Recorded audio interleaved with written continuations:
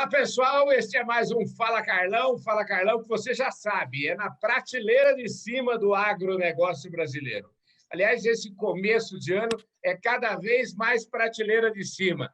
Aqui do meu lado hoje é um prateleiraço, meu querido amigo Scott, o Alcides Torres, como você queira chamar. Ô, Scott, obrigado pela sua presença aqui no Fala Carlão. Mais uma vez, você é sempre uma participação que o público sempre aguarda muito você por aqui, viu? Obrigado pelo convite e espero não decepcionar. Você nunca decepciona. Deixa eu te falar, uma decepção boa que eu tive esse ano, eu cheguei à conclusão de que eu sou um péssimo, um cara que tem um prognóstico meu praticamente não vale nada, viu? Porque em março eu achava que a gente ia quebrar, que a gente ia morrer, que a gente ia encerrar os negócios. Eu estava meio que um baixo astral danado. Eu achava que o negócio estava muito ruim, ia ficar muito ruim. E aí o negócio é o seguinte, ao longo do ano, não só não ficou ruim, como não fechou, como ficou muito bom. E a gente tem talvez o melhor ano da nossa história, a gente chegando de janeiro a dezembro, se a gente for fazer esse ano, foi o melhor ano da nossa história. E eu acho que é bom para a gente fazer essa reflexão aqui, essa avaliação. Queria que você começasse a sua prosa de hoje comigo aqui, refletindo sobre isso, porque eu sou muito ruim, mas eu queria saber de vocês, quais eram as suas previsões, o que aconteceu, fala aí. Olha, eu concordo com você, a sua observação é correta, tá? Vamos focar em preço, né? Esse foi um dos melhores anos para toda a nossa cadeia produtiva de grãos, de proteínas. Foi um ano muito bom, tá? Nós tivemos preços recordes, tivemos recorde de exportação, então foi um ano bom, sim, tá? Não dá para reclamar desse ano nesse aspecto. É claro que a gente teve a pandemia, a gente deu uma patinada no começo do ano, tudo, né? Mas vamos dizer assim, focando nos preços do agro, como você está dizendo, a perspectiva no começo do ano era sombria e nós estamos chegando no final do ano agora com ajuste de preços nesses últimos meses do ano passado. Uhum. Mas a tendência, quer dizer, foi um ano bom, tá? Não tem... Os preços falam por si, digamos assim. Pois é, o que a gente precisa? Às vezes, esse negócio de preço, às vezes acaba, vamos dizer assim, disfarçando deficiências e disfarçando falta de produtividade. Você acha que a gente corre esse risco? Como é que os preços podem, ao invés de nos ajudar, nos atrapalhar? Bom, Carlão, aquele gestor de fazenda, aquele fazendeiro, cujo indicador para ele é só o preço do produto é importante, mas é só o preço do produto, ele realmente pode cair numa armadilha de preço, tá? Por que eu estou dizendo isso? Porque os preços foram muito bons, mas os custos acabaram subindo. A dinâmica do mercado é assim, né?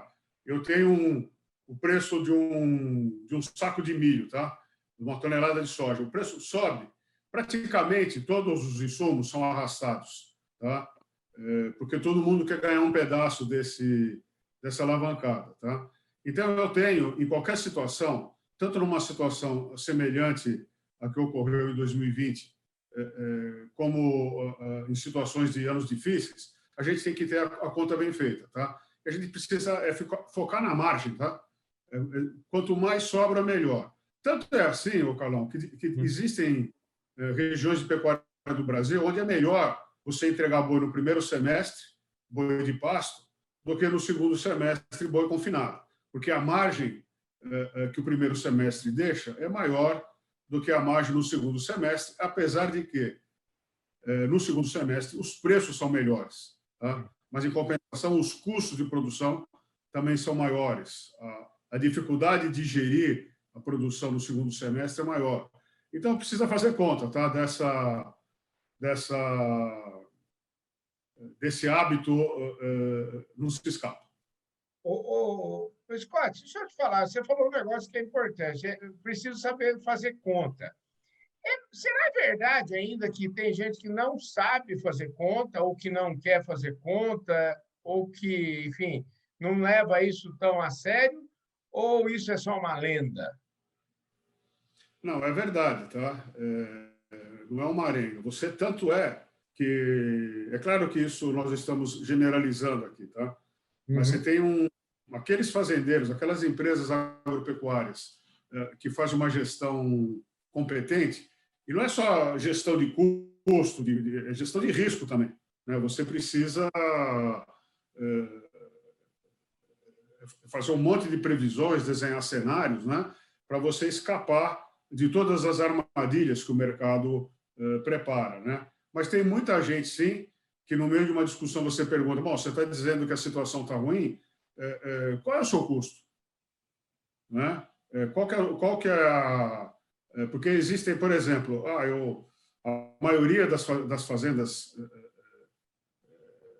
tem uma renda muito baixa por hectare, tá?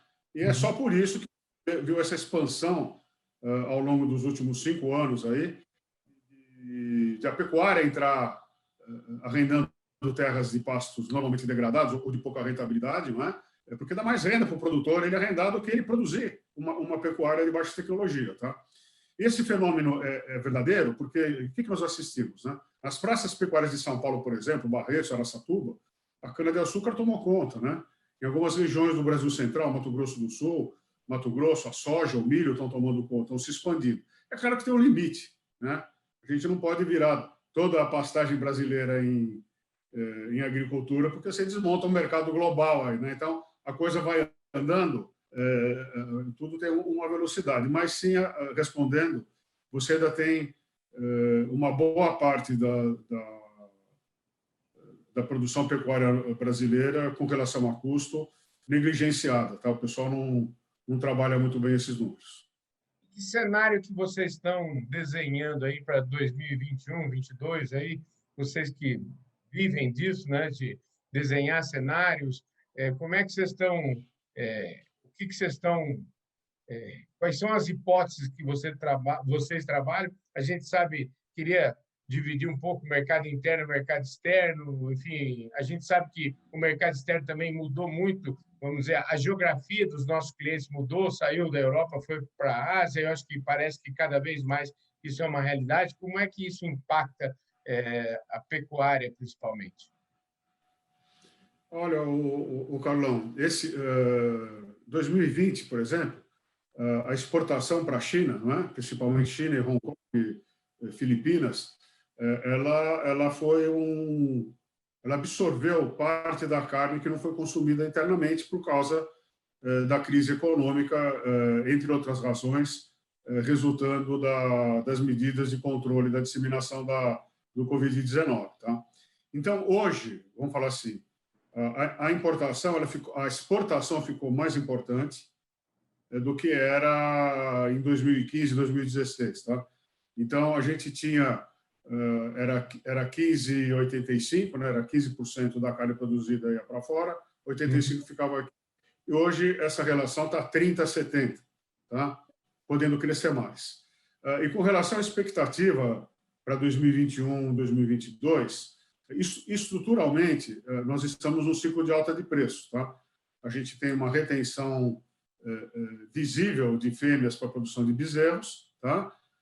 E isso diminui a quantidade de oferta de cabeças para abate, então a gente deve ter uma oferta controlada, tá? Ou seja, o preço da carne tende a ficar, é claro que vai ter as correções sazonais, etc., mas tende a ficar num patamar alto, tá? Com relação à exportação, por exemplo, você vê as expectativas de vários organismos, o cara fala assim, bom, a exportação em 2020 cresceu, números grosseiros aí, 20%, em 2021 vai crescer 3,5%. A primeira impressão que você tem, opa, então nós vamos ter um vale aí, vamos levar um tombo na exportação? Não é isso. É que a gente exportou tanto, a gente bateu recorde de exportação em novembro, né, do ano passado. Então, nós já estamos partindo agora de nível de entrega para o exterior muito, muito alto. Então, vai ter crescimento ainda em cima do que foi exportado em 2020. A gente deve ter um crescimento entre 2% e 4% em 2021. Então, com relação ao mercado externo, é claro que isso tudo motivado pela China. Tá? A China é o nosso grande parceiro comercial. Tá? E a gente ser desafeto da China, tem uns caras aí que não entendem muito do agronegócio, que ficam insultando o nosso maior parceiro comercial, isso é perigoso, tá? Porque se a China não tivesse comprado carne, soja ou milho da gente, ou suíno, a gente estaria conversando hoje não de maneira otimista, como você abriu esse papo conosco aqui, tá? E com relação ao mercado interno, pode falar, depois eu continuo. Não, o que eu ia te falar é o seguinte: não me parece uma boa estratégia insultar clientes, né? Isso é uma coisa que me parece uma estratégia bastante equivocada. De qualquer forma, eu queria saber o seguinte: a China, eles têm aonde se abastecer, eles têm como comprar soja, principalmente soja e carnes, em outros mercados? Olha, a China, eles, depois da esfrega que eles tiveram aí com os norte-americanos, a briga começou lá em 2019, se estendeu durante 2020, é notório que a política deles é dividir os ovos, não confiar num só fornecedor. Tá? No caso, o Brasil ele participava desse mercado com uma importância menor do que os norte-americanos. Tá? Em função da briga, a nossa importância melhorou. Só que, nós temos uns caras que têm um preconceito evidente contra os chineses. Tá? Então, é claro que, bom, o Brasil está seguindo a mesma rota de colisão, é melhor a gente já começar a pensar em diversificação. Isso já tem acontecido. Então, os chineses estão fazendo joint ventures aí em países como Argentina, Uruguai, África e no próprio Estados Unidos, para Canadá, Austrália, para que eles construam várias fontes de fornecimento de alimentos. Tá? Então, se você perguntar assim, amanhã a China tem alternativa? Não, é por isso que eles estão comprando da gente também. Eles, assim por diante. Tá? Mas é claro que eles não são surdos, nem cegos e nem mudos. Né? Então, eles acabam procurando alternativas. E nós temos que correr, inclusive, para demonstrar para eles que nós temos um produto de qualidade, que a gente tem produto em abundância, que a gente consegue cumprir os contratos, a gente se submete até a contratos leoninos, por exemplo. No caso do boi, só no Brasil tem essa exigência de boi de até 30 meses. Tá? Em outros lugares onde a China compra, essa exigência não existe. Mas a gente consegue fazer isso porque o nosso rebanho é grande. A gente tem como fazer isso, os frigoríficos têm como atender, o pecuarista tem como atender. Tá? Agora, o mercado interno. Tá? O mercado interno é que é difícil, a gente vai ter que acompanhar o mercado. Aliás, todo o mercado a gente precisa acompanhar diuturnamente, mas a gente tem uma massa grande de desempregados, nós temos uma crise econômica que não foi resolvida, é uma crise econômica que vem lá dos governos anteriores, e a gente ainda não lidou muito bem com isso. Então, aí é a grande incógnita. Tá? E nós temos, é claro, a pandemia, né? Que a gente precisa saber se essas vacinas que estão sendo aplicadas, elas realmente surtirão efeito. Tá? Mas não é brincadeira, né, meu? Nós perdemos mais de 100 estamos caminhando para 200 mil pessoas mortas. Então, para essas famílias, essas 200 mil famílias, o fim de mundo aconteceu, né, meu? Então, isso tudo são motivos de insegurança, de inconsistência. E o Brasil ainda tem o diabo de ter eleição a cada 2 anos, isso tudo bagunça o meio de campo. Então, a gente tem no Brasil, é difícil você desenhar um cenário. Tá? Estruturalmente, sim, é de preços altos. Tá? Vamos dizer assim, os chineses precisarão do Brasil em 2021 e a gente tem a estrutura de preços de pecuária de corte, bovinocultura de corte, é de preços altos. Scott, infelizmente nosso tempo já acabou aqui, mas como você tocou aí em algumas questões que eu acho que passam muito pela política, né? Que cenário político que você imagina? E agora eu já estou falando de 2022, que acabou, que as eleições no final do ano já foram, né? O que você imagina que vai acontecer? Que tipo de eleição que a gente vai ter em 2022? Ô, Carlão, eu prefiro não, eu não sei, tá? Eu procuro focar sempre nas coisas positivas, tá? Então, por Aham, exemplo, o trabalho feito pelo atual Ministério da Agricultura é muito bom, tá? aham, Está tendo políticas de Estado acontecendo e não uhum. políticas de governo. Mas vamos dizer, em 2022 tem muita água para rolar ainda, a gente não sabe o que deve acontecer, a gente não sabe o que vai acontecer com o mundo, não é? O Biden ainda a gente é presidente ou não é? O governo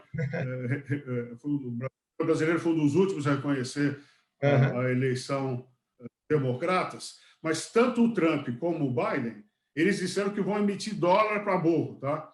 E isso deve derrubar o câmbio, e derrubando o câmbio afeta as nossas exportações, tá? Mas politicamente vou deixar para falar lá pertinho, lá em 2022.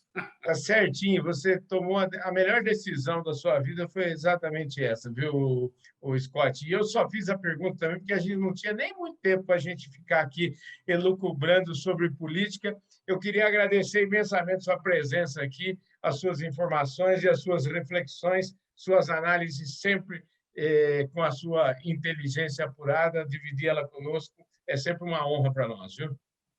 Obrigado, Calão, a honra é minha. Espero ter sido útil e que 2021 seja repleto de saúde, paz, tranquilidade e bons negócios.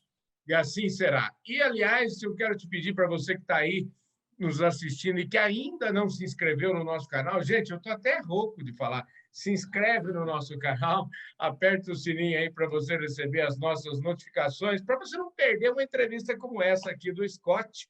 Deixe o seu like, o seu comentário e, principalmente, compartilhe esse vídeo com todos os seus amigos. Um forte abraço. Obrigado, viu, Scott? Obrigado, Calão. Obrigado a todos. Valeu. Fui.